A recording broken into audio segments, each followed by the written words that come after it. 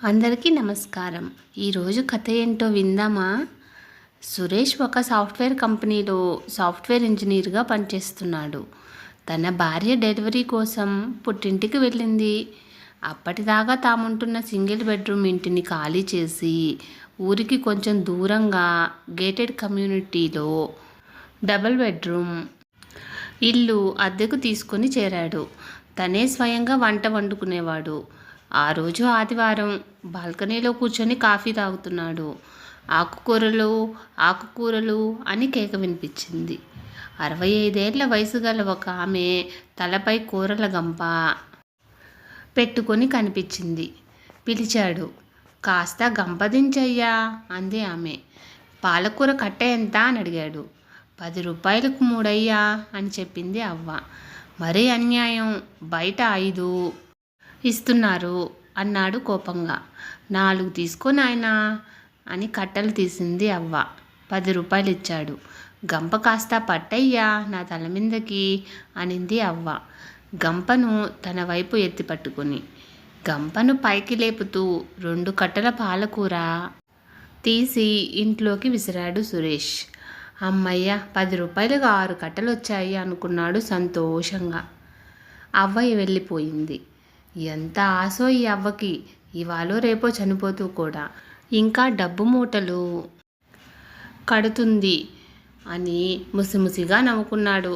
అప్పటి నుంచి అవ్వ వచ్చినప్పుడల్లా గంప ఎత్తడానికి సాయం పడుతూ ఒక బీరకాయ, 2 వంకాయలు, ఒక దోసకాయో చిన్న సొరకాయో తీయడం మొదలుపెట్టి అవ్వ రోగం కుదిర్చానని సంతోషపడసాగాడు.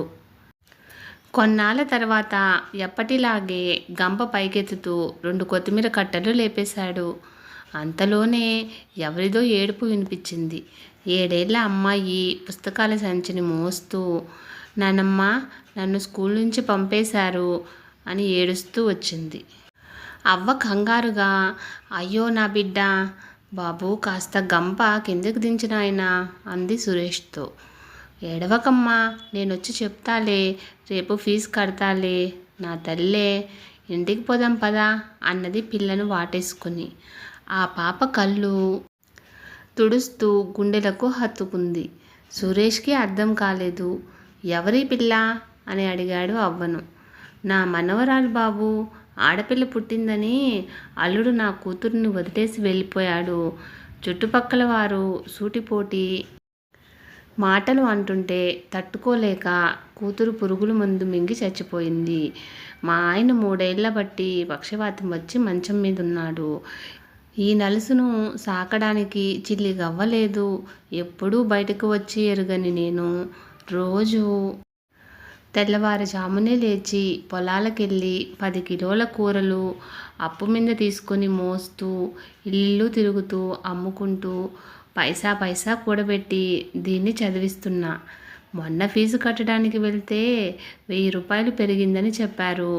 నెల రోజుల్లో కడతానని చెప్పి బతిమాలితే సరే అన్నారు. ఈరోజు చూడు బాబు, పసిపిల్ల అనే కనికరం కూడా లేకుండా బయటికి పంపించారు అన్నది కళ్ళు తుడుచుకుంటూ. సురేష్ నరాలు మొత్తం బిగుసుకుపోయాయి. తిరిగి హాల్లోకి వచ్చాడు. అతని మనసులో చాలా బాధపడ్డాడు. ఎంత నిగ్రహించుకున్నా కళ్ళు దారలు కట్టాయి. అవ్వకి ఎంత డబ్బాస అనే తన వెగిలి మాట 1000 గుణపాలై దేహాన్ని కుళ్ళబొడిచింది. ప్రతి కష్టం వెనుక ఒక కన్నీటి గాథ ఉంటుందని తెలియని తన అజ్ఞానానికి తనను తానే శపించుకున్నాడు. పరసులో చేయి పెట్టాడు.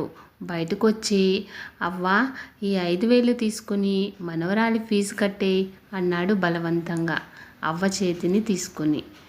బాబు, ఇంత అప్పు తీర్చాలంటే నాకు 1 ఏడాది పడుతుంది అన్నది వణుకుతూ. ఆ అప్పుని ఎవరిచ్చారు? చనిపోయిన మా అమ్మ ఆత్మశాంతి కోసం ఇస్తున్నాను. ఇప్పుడే కాదు, నీ మనవరాలు చదువు అయ్యేంత వరకు నేనే ఫీజు కడతాను. రేపటి నుంచి రోజు నేను ఉన్నా లేకపోయినా 10 రూపాయల ఆకుకూరలు ఇచ్చేసి వెళ్ళు అని గంప పైకెత్తాడు సురేష్. మర్నాడు సురేష్ నిద్రలేచి తలుపు తీశాడు. వాకిట్లో 6 ఆకుకూరల కట్టలు కనిపించాయి. భగవంతుడు మనుషులకి ఇచ్చిన ఒక వరం ఈ జీవితం. మనకి ఉన్న దాంట్లో వేరే వాళ్ళకి సహాయం చేస్తూ వాళ్ళని సంతోషంగా బ్రతకనిద్దాం, మనము సంతోషంగా బ్రతుకుదాం. ఫ్రెండ్స్, ఇలాంటి మరిన్ని వీడియోస్ కోసం సన్ పాజిటివ్ థాట్స్ ఛానల్ను సబ్స్క్రైబ్ చేసుకొని సపోర్ట్ చేయండి. వీడియో నచ్చితే లైక్ చేసి షేర్ చేయండి.